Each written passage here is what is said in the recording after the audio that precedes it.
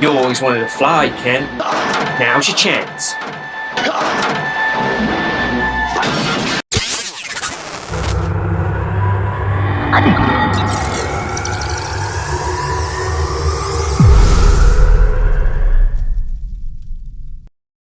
Hey guys, Hal here coming at you with another movie review.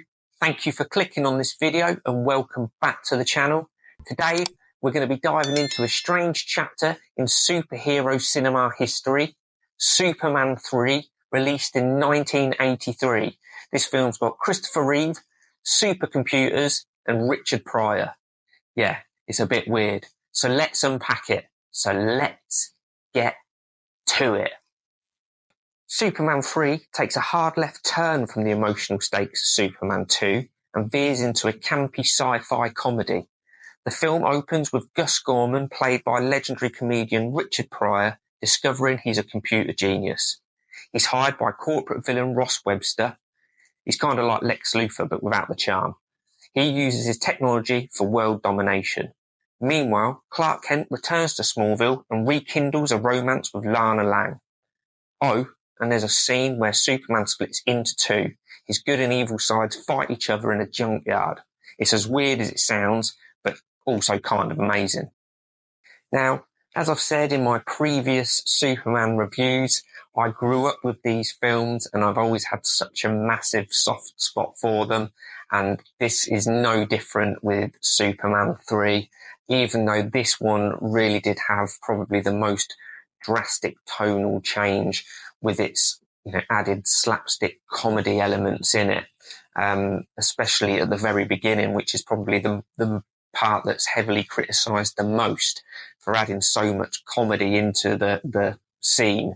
I love it, regardless of how unserious it is. I love the fact that Clark Kent is on his way to work and all this chaos is happening around him, and someone is in need of saving. I think they drive over a fire hydrant, which was an absolutely stupid thing to do, and then it starts filling the car up with water, and the person in the car is just filling up, like he can't get out of his car. So Superman finds a photo booth, goes inside it, changes into Superman, comes out, finds this like strip of photos, tears off the part that's got him as Clark Kent, and then gives it to this little kid.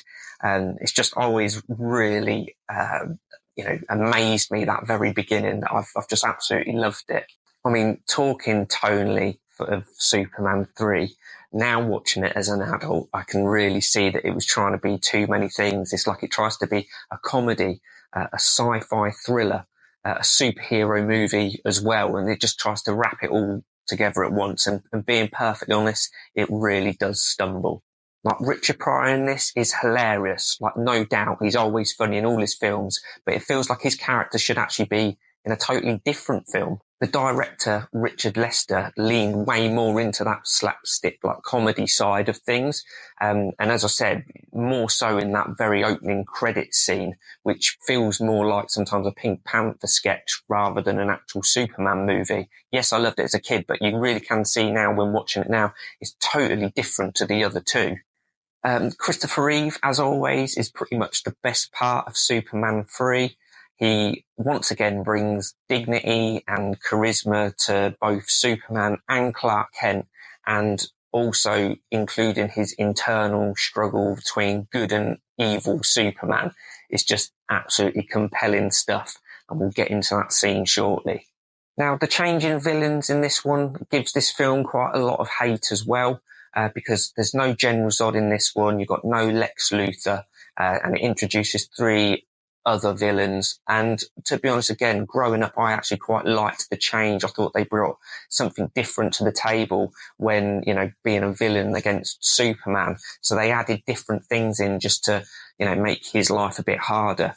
And getting this kryptonite that was different to the kryptonite that Lex Luthor used. It was like, it would change his personality rather than make him, weak and not have any powers anymore. It was quite a nice, fresh look at what kryptonite can do to Superman. And ultimately, you'd say that this was probably the closest it was to taking Superman out and actually totally condemning his soul with this, evil side that he's got, where he's actually drinking loads of whiskey in the bar and being quite creepy then to Lana Lang as well. I love the scene where he's licking the peanuts and it's smashing the mirror behind the bar. It's really quite a dark side of this Christopher Reeve character. And it's really quite refreshing to see. He absolutely smashes the performance as well. I mean, he can play Clark Kent, that real dorky side of Superman. Then Superman, the real charismatic, stand up straight, good guy. But then he's got this horrible side to him when he plays the evil Superman. Some of the facial expressions he makes, and then they put this like dark, gritty side to his suit. It really does smash that part out of the park, to be honest. So yeah, Christopher Reeve once again nails it as three kind of different characters in this, which is brilliant stuff. And this then all leads to an emotional showdown at the junkyard, which is the standout part in this film for me. It's brilliant. You've got evil Superman. He flies off. He's got all his voice in his head, like telling him to be good and go and help people. But he lands at this junkyard and just lets out this horrifying shout that makes everyone that's working at this junkyard scurry off. You know it's about to go down. And then it's really surreal because it's like kind of light comes out of him. And the next thing you know, Clark Kent is there, all white shirt and tie in his trousers. And he looks a bit bewildered, looking up at Superman. And Superman's just looking at him really like with this horrible, mean face. And then they start fighting. And some of the little set pieces that happen in this scene are just fantastic. Like, I will watch this on YouTube every once in a while just for nostalgic memories. It's brilliant. There's so many little bits that are so good. And I even did a little skit at the very beginning of this video when he says to him, "You always wanted to fly, Kent. Now's your chance," and throws him off. It's just brilliant. But the actual ending to this part of this scene is my favourite bit. Superman has got Clark Kent's glasses in his hand and he's looking down at them and he just crushes them. Like that's the end of Clark Kent. The evil Superman's finally taken over. He puts Clark Kent on this conveyor belt and sends him off into this like junkyard crusher.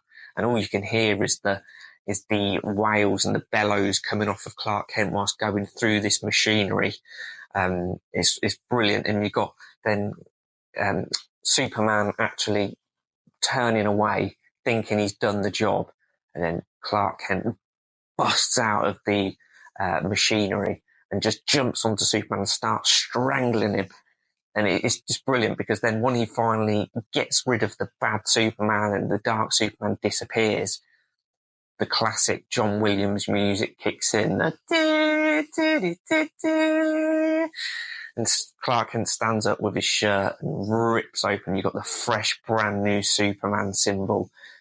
It's just excellent. I get goosebumps every time. I've even got a photo of that particular scene where, it's Clark Kent. He's got no glasses on. He's just undone his tie and he's just like that. It really is an iconic scene. And it's quite strange that such a scene like that doesn't take place in the first two classic films. It's in a third one, which people kind of look down upon.